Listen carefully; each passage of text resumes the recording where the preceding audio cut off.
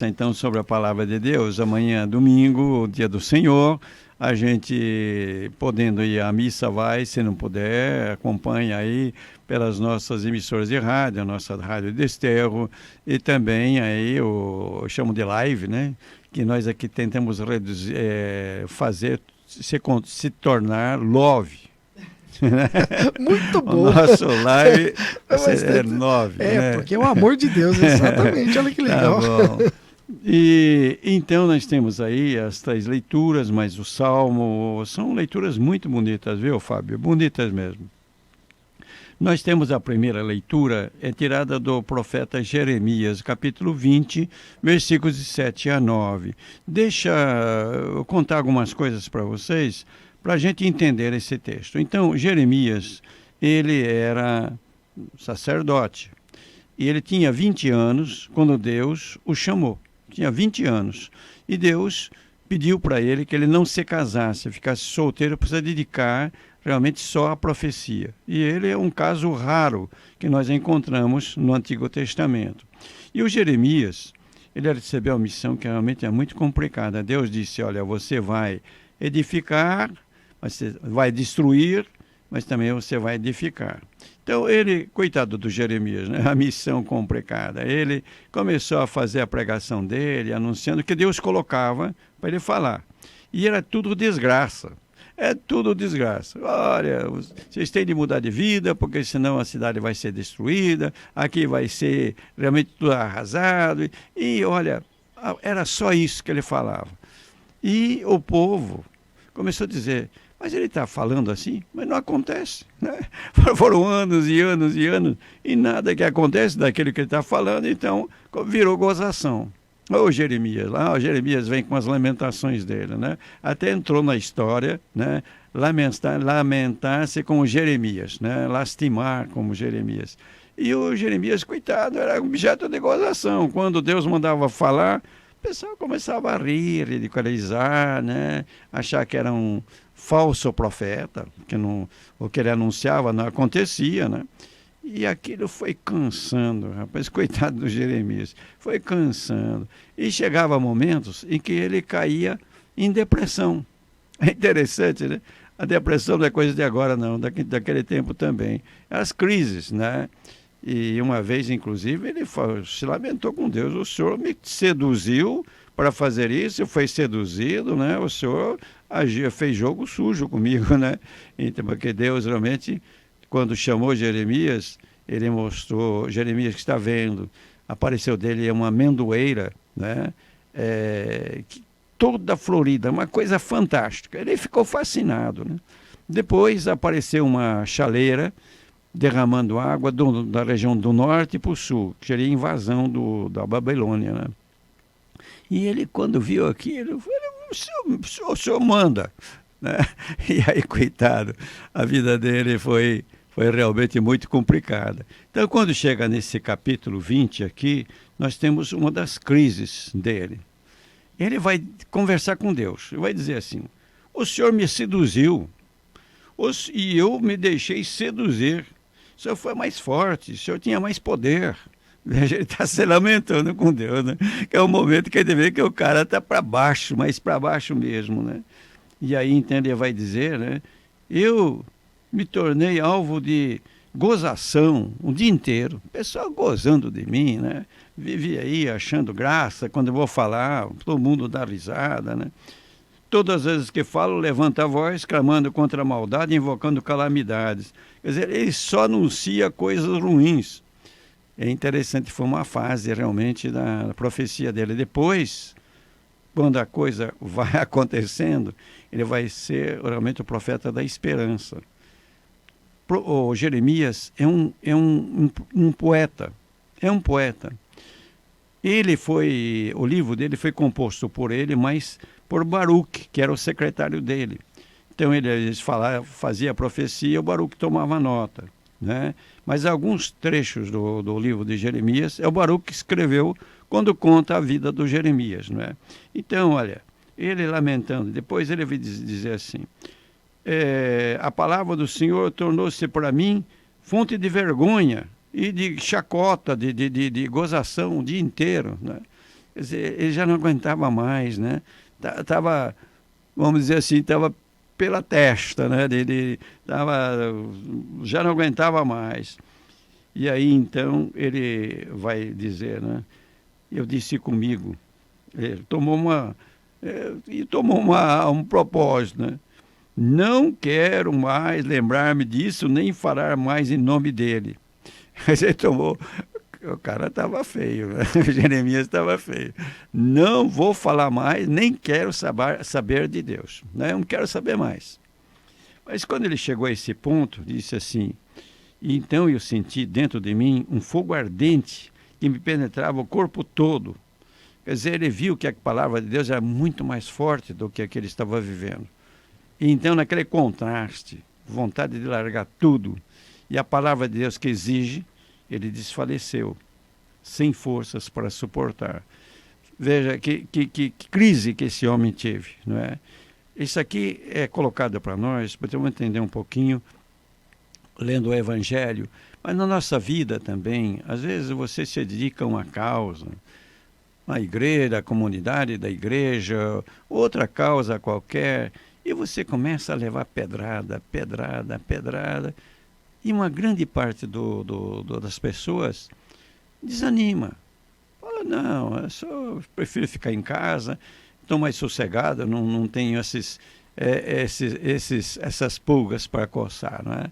Então, são os momentos realmente que a gente tem que vencer, lembrar, mas Deus está comigo, Deus está comigo.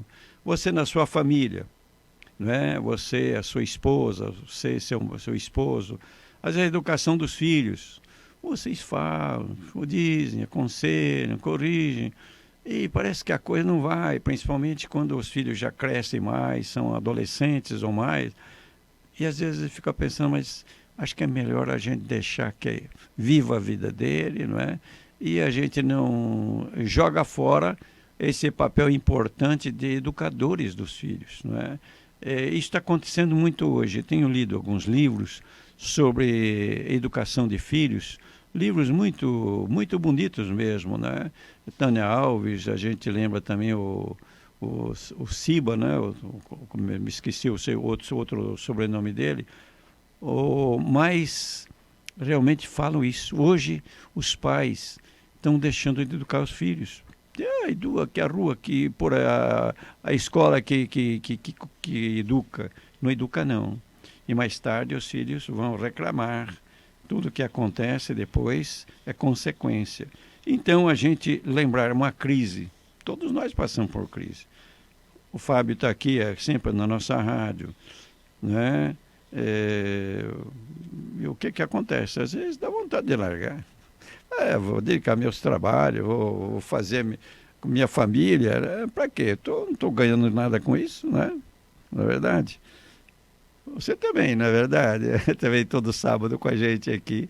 E às vezes a gente tem essas crises. A gente tem de vencer isso, porque a palavra de Deus é muito mais importante. Muito mais importante. Agora vamos comentar um pouquinho o trecho do Evangelho de Mateus, capítulo 16, versículo 21 a 27. É continuação do trecho de domingo passado. Você se recorda, né?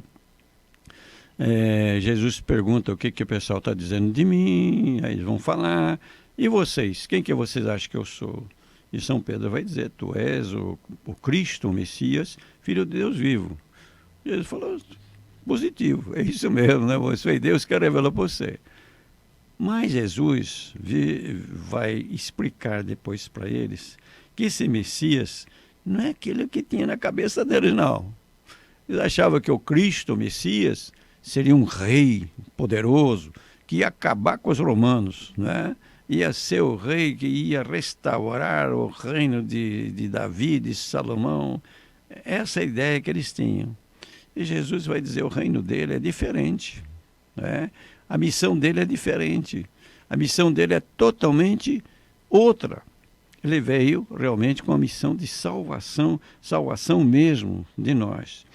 Então, ele vai dizendo para os discípulos, depois de todo esse seu estudo aí, que devia ir a Jerusalém sofrer muito da parte dos anciãos. Os anciãos eram as lideranças dos sumos sacerdotes e dos mestres da lei, que devia ser morto e ressuscitar no terceiro dia. Isso já complicou, né? É a cabeça, imagina a cabeça daquele pessoal com a ideia, olha, eu vou ser ministro, eu vou ser sei o quê. Agora ele vem, puxa vida, não é nada disso. É o Cristo que veio sofrer, o Cristo que veio morrer, né? Mas vai ressuscitar, a última palavra vai ser a vitória. Mas não cabia na cabeça deles. Então Pedro, sempre como o primeiro que falava, ele vai dizer para Jesus: Deus não permita tal coisa, Senhor, que isso nunca te aconteça. Quer dizer, Pedro estava fazendo um papel de tentador, né? O papel de Satanás. O que Satanás tentou fazer para Jesus no Evangelho de Mateus, né? Depois do batismo de Jesus, que ele vai no deserto, Pedro está fazendo agora, né? E muitos fizeram isso na vida de Jesus. Então, o que Jesus vai dizer? Vai para longe, Satanás. É mal traduzido isso aqui, porque no original não é vai para longe, não. Vai para trás de mim, vai me seguir. Entra na fila aí e vamos enfrentar tudo isso, né? E chamo de Satanás porque ele estava fazendo o papel de tentador. E antes, Jesus tinha dito: tu és Pedro, sobre esta pedra eu vou construir minha igreja. Agora, a pedra virou: tu és para mim uma pedra de tropeço. O Pedro, coitado do Pedro. O Pedro de boa vontade, né? Que ia ser a pedra sobre a qual Jesus ia construir sua igreja, agora é a pedra de tropeço. Quer dizer, está tentando desviar Jesus do caminho dele. Porque não pensas as coisas de Deus, mas sim as coisas dos homens. Que é aquela ambição que eles tinham de um reino, de dominar, tudo isso não era isso que Jesus veio trazer para nós. E aí Jesus vai explicar. Quem quiser seguir Jesus, ele não vai dizer você vai ter dinheiro, você vai ter sucesso.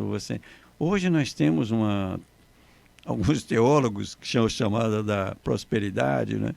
Que dizem, você seguindo a Deus, olha, vai ter tudo, rapaz. Saúde, dinheiro, tudo isso. Veja o que Jesus prometeu. Se alguém quiser me seguir, renuncie a si mesmo. Tome sua cruz e me siga. Veja só, nós queremos seguir Jesus, né? Ele é tudo para nós, queremos seguir. E o que é preciso? Renuncie a si mesmo. O que é isso, renunciar a si mesmo? É o egoísmo, né? Nós somos egoístas por natureza. Veja uma criança pequena, isso é meu, né? Reparte os brinquedos com o amiguinho aí, né? É meu, é uma fase da vida que é interessante. Isso é natural, porque nós temos de ter a consciência de nós mesmos, de cada um de si mesmo, né? Que precisa realmente desenvolver suas qualidades, esse sentido também de posse. Mas quando se torna egoísmo, aí é terrível, porque ele quer ser o centro do mundo, quer ser o centro de tudo, né? E isso é terrível, porque é totalmente contra tudo que Deus é. Deus é amor. Então, renuncia a si mesmo. Nós devemos lembrar isso, que não é muito fácil. Não é muito fácil. É um trabalho que a gente tem de fazer a vida inteira. Tome sua cruz. Quer dizer, enfrente a vida. Enfrente a vida. Os sofrimentos que vêm, o Jeremias, coitado, que cruz que ele teve, né? Mas nós temos as nossas cruzes. Quem de nós já não sofreu? Se não sofreu, vai sofrer. Eu me lembro da história de Santa Teresa de Jesus, né? Santa Teresa estava fundando mosteiros na Espanha e ela e as companheiras se hospedaram numa pensão. E o dono da pensão, muito falante, começou a dizer: olha, eu sou muito abençoado por Deus, porque na minha vida não aconteceu nunca coisas que me fizeram sofrer. Aí Santa Teresa me falou: mas é verdade mesmo? Você nunca passou por um sofrimento? Não, nunca. Santa Teresa falou para as irmãs, olha, vão embora daqui porque a casa vai cair aqui. Porque não é natural, não, essa coisa não está certa. Mas então, tome sua cruz. Vamos levar, olha, não é fácil. Vida de vocês que são casados, vida de família, né? O trabalho que você faz, tudo. E às vezes vêm as doenças. Agora, essa é a pandemia que nós estamos vivendo, né? A gente está aí com tantas restrições e depois as consequências que virão depois são sofrimentos. E também aqui Jesus fala justamente seguindo o caminho dele, né? A gente que procura contar para os outros quem é Jesus, etc. Olha, vai enfrentando muitas dificuldades. É a cruz, né? Jeremias tem a cruz pesada, aí depois teve momentos de desânimo, mas Deus deu força e ele foi vencendo, foi até o fim, coitado do Jeremias. Bom, tome sua cruz e me siga. Então Jesus dizendo isso. E aí Jesus vai explicar, quem quiser salvar a sua vida, vai perder. Quem perder a sua vida por causa de mim, vai encontrar. Realmente é isso. Quer dizer, você então prefere fugir das obrigações de família, de religião, de trabalho, fugir, não adianta, né? Tem muita gente que está fugindo. O que a droga está fazendo? É uma fuga. A pessoa não se encontra, está perdendo a vida, está perdendo a vida. E lembrar, nós temos uma vida que continua. Então, não podemos perder a outra fase da vida. Aí depois Jesus vai dizer que adianta o homem ganhar o mundo inteiro, mas perder a sua vida? Não adianta nada, não adianta nada. Né? É engraçado a nossa vida. Uma vez uma pessoa dizia para mim, olha, nós vivemos lutando, perdendo até a saúde para ganhar dinheiro. Quando a gente perde a saúde, gasta todo o dinheiro que pegou, porque a saúde é mais importante que o dinheiro. Então não é melhor a gente realmente saber viver, né? Não se matar aí para ficar poderoso, etc., né? Depois fica aí sem o que é mais importante, né? E aí diz Jesus assim, o que poderá alguém dar em troca da sua vida? Nada, nada, né? A pessoa tem aí fortunas e fortunas, morre, o que adianta? Não vai levar nada para o outro lado, né? Porque o Filho do Homem virá na glória de seu Pai com seus anjos, então retribuirá a cada um de acordo com a sua conduta. Aqui nós temos, então, com esses dois trechos, Jeremias e o São Mateus,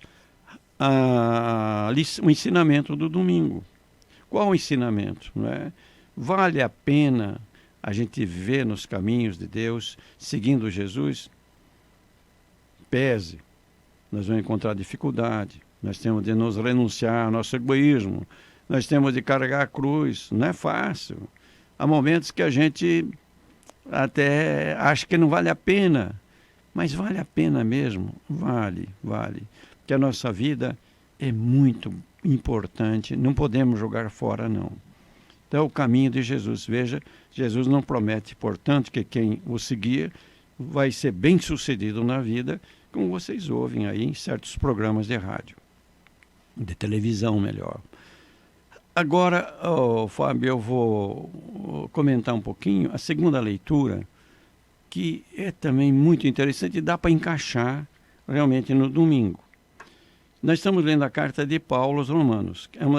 Essa carta dos Romanos e aos Gálatas são consideradas as cartas mais importantes de Paulo. As outras também são importantes.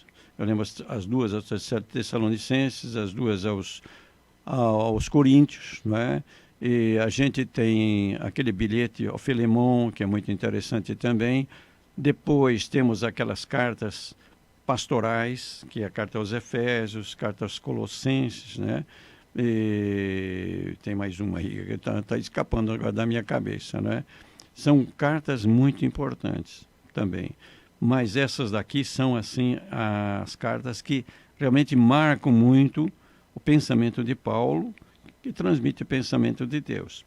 Nós estamos no capítulo 12, versículo de 1 a 2. Aqui é interessante, para você entender. No judaísmo, na época que havia o templo, eles ofereciam muitos sacrifícios a Deus. E os sacrifícios eram animais que eram matados, né? Se derramava o sangue, depois se queimava uma parte, pelo menos, do animal para Deus. Eram sacrifícios, né, e oblações. Desculpe aí, mas de vez em quando precisa limpar a goela, porque a idade vai tampando, né? E então, o que aconteceu? Jesus veio, morreu por nós, acabou tudo isso. Ele ofereceu-se a si mesmo no lugar de todas essas vítimas para a nossa salvação. Mas, Paulo vai dizer uma coisa: nós temos de oferecer sacrifícios. Sacrifícios nossos que se unem ao sacrifício de Jesus Cristo. Por isso que na missa nós levamos as nossas ofertas, para lembrar parte nossa que nós colocamos para se tornarem a presença do sacrifício de Jesus na cruz. E nesse trecho aqui, São Paulo vai exortar, quer dizer, vai animar o pessoal lá os romanos, o seguinte: a vos oferecerdes em sacrifício vivo, santo e agradável a Deus. Mas como, meu Deus do céu? Eu vou lá mandar um cara me matar lá para queimar vivo não, morto diante de Deus? Não é isso que ele diz, né? Isso não existe mais. O que ele quer dizer é o sacrifício, o culto espiritual. O que é esse culto espiritual? Ele vai dizer o seguinte: culto espiritual é você oferecer todo o seu modo de viver, os acontecimentos todos, e unir ao sacrifício de Jesus. Por isso que ele diz: não vos conformeis com o mundo, mas transformai-vos, renovando vossa maneira de pensar e de julgar, para que possais distinguir o que é da vontade de Deus. Então veja, esse é o sacrifício espiritual. Você viver a sua vida em união com o sacrifício de Jesus Cristo, que morreu por nós, é ressuscitado, e oferecer tudo isso. É muito bonito, não é? Isso aqui é realmente você fazer da sua vida uma oferta a Deus. E não precisa fazer coisas extraordinárias, não é? É viver a sua vida, né? Mas viver bem, viver conforme a vontade de Deus, como ele diz aqui, sabendo o que é de Deus, o que não é de Deus, e vivendo como Deus vive, quer que a gente viva também, né? Isso aqui é muito interessante, esse tema. Pena que a gente escapa um pouco do sentido da missa desse domingo, mas realmente ele toca muito o coração da gente. Por isso que nós temos a Associação do Coração de Jesus, né? Apostolado da Oração, como se chama, e de manhã os associados, eles oferecem tudo a Deus por Jesus Cristo, né? Unidos ao sacrifício de Jesus Cristo, oferecimento diário. E o Papa pede que esse oferecimento seja cada mês numa intenção. Esse mês, por exemplo, nós estamos rezando, oferecendo nossa vida pelos trabalhadores do mar, os marinheiros, os tripulantes de navio, e os pescadores e todo esse pessoal. Mas vamos guardar a primeira leitura e a terceira. Agora, o Salmo é muito bonito. É muito bonito. Esse Salmo é o 63 na Bíblia hebraica e o 62 na Bíblia grega. Muita gente pergunta, mas por que há essa diferença? Bom, essa diferença existe pelo seguinte: a Bíblia hebraica tem os Salmos, ela foi traduzida para o grego, porque o povo onde se espalhou a igreja, todo mundo falava grego, não falava o hebraico nem o aramaico. Então, na Bíblia grega, houve uma diferença de um salmo, né? E a Bíblia hebraica pôs como 2 salmos e a Bíblia grega pôs como 1. E a Bíblia grega tem razão nesse salmo aí, né? Outros aí talvez não, mas esse salmo tem razão. E o que acontece? O Novo Testamento, ele foi escrito em grego e usaram a Bíblia grega, não usaram a Bíblia hebraica. Então é por isso que a gente sempre tem de dizer, olha, o Salmo, até o número 9, tudo igual. Depois do número 148, até o fim, é igual também a numeração, mas o resto tem essa diferença de um número mais alto para a Bíblia hebraica, né? Esse salmo aqui é um salmo assim. O salmista está dizendo, de manhã, de madrugada, né, quando está se levantando, ele se lembra de Deus. Depois, durante o dia, ele vai ao templo, vai rezar também no templo. E depois, à noite, ele reza de novo, lendo a palavra de Deus. São 3 momentos. O salmo aqui de que nós vamos cantar amanhã, ele não está completo. Então está faltando a parte da noite, viu? Está faltando a parte da noite. Mas é muito bonito. Veja só, o salmista levanta de manhã, ele está se levantando de madrugada, ele diz assim, sois vós, ó Senhor, o meu Deus. É bonito isso. Sois vós, Senhor, o meu Deus. Nós deveríamos sempre dizer, o Senhor é meu Deus, é meu. Eu escolhi, é meu Deus. Isso é o único Deus que existe. Mas tem gente que escolhe deuses. O Senhor é meu Deus. Desde a aurora, veja, de manhã, ansioso vos busco. Porque realmente em Deus é que a gente encontra aquele que sacia nosso coração, a nossa cabeça também. A minha alma tem sede de vós.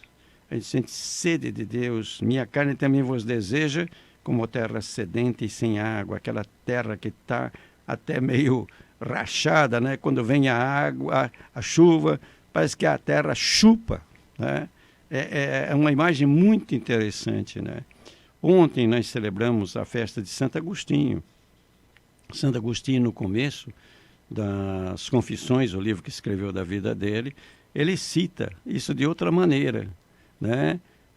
Que meu coração estava inquieto enquanto não te encontrou. E aí então repousou, né? É bonito isso, porque realmente Deus é que... Até existe o Santo Agostinho também, é tirado dele, né? Veja, as plantas, elas procuram a luz. Chama-se fototropia. Você bota um vaso na sua sala, você pode ver como o vaso vai entortando na direção da luz.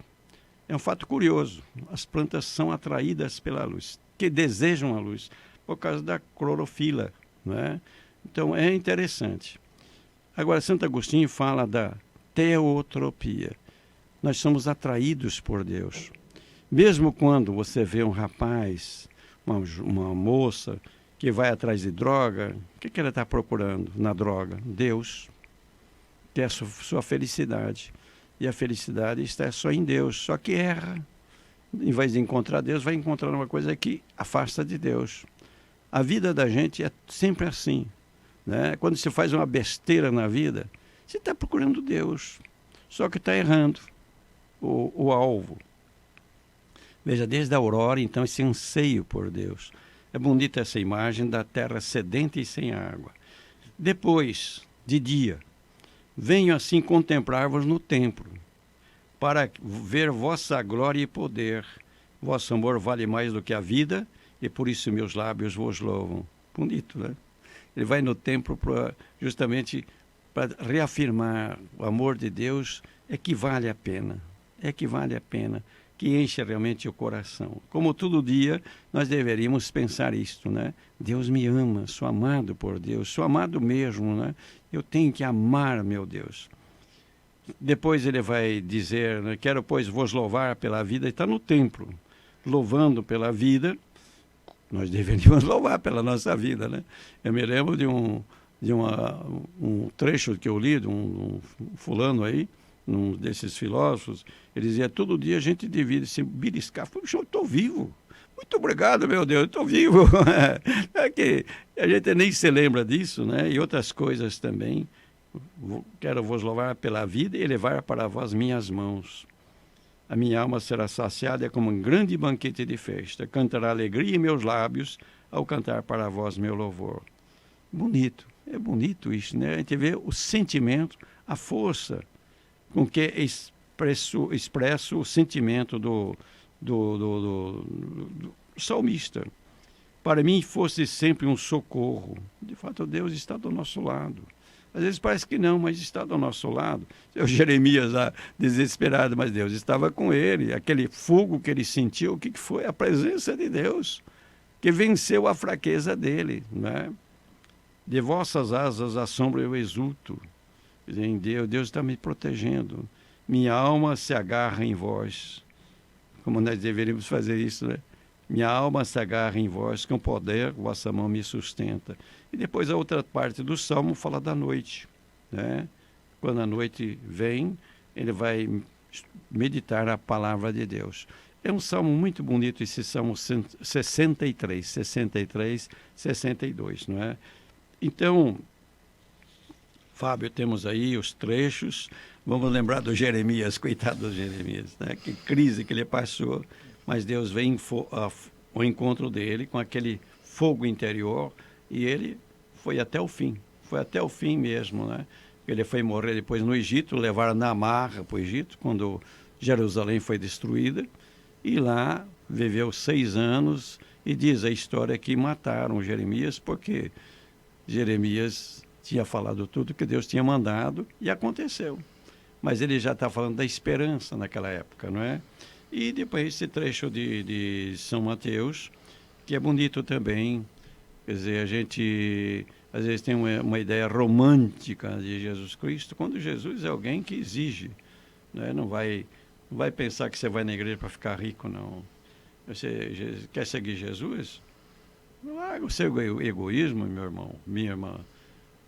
E leva o sofrimento da vida que vem, né? Tenha coragem, né?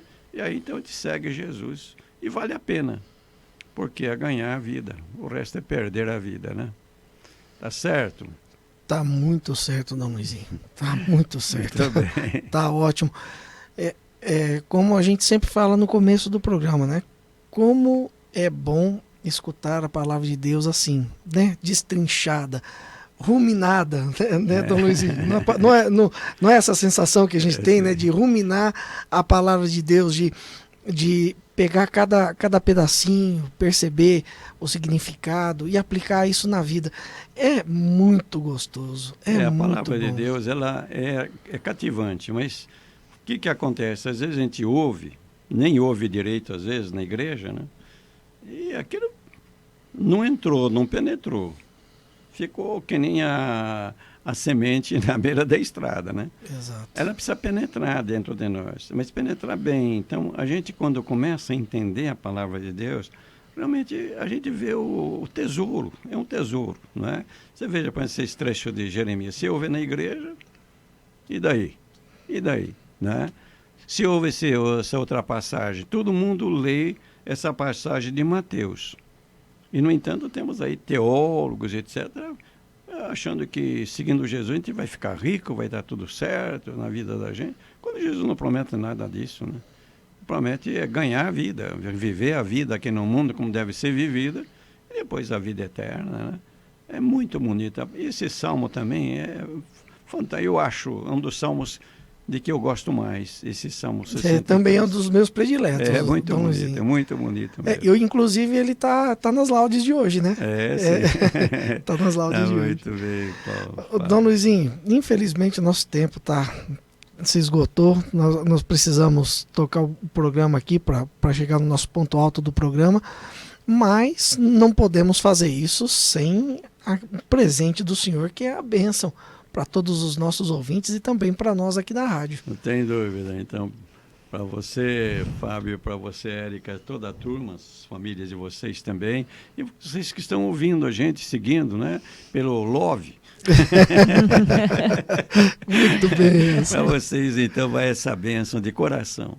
Nosso Senhor Jesus Cristo esteja diante de ti para te guiar. Amém. Atrás de ti para te proteger. Amém. Aos teus lados para te acompanhar. Amém. Pela intercessão da bem-aventurada sempre Virgem Maria, Mãe de Jesus, nossa mãezinha querida, de São José e de todos os santos, desça sobre ti a bênção de Deus Todo-Poderoso, Pai, Filho e Espírito Santo, e esta bênção permaneça para sempre. Amém.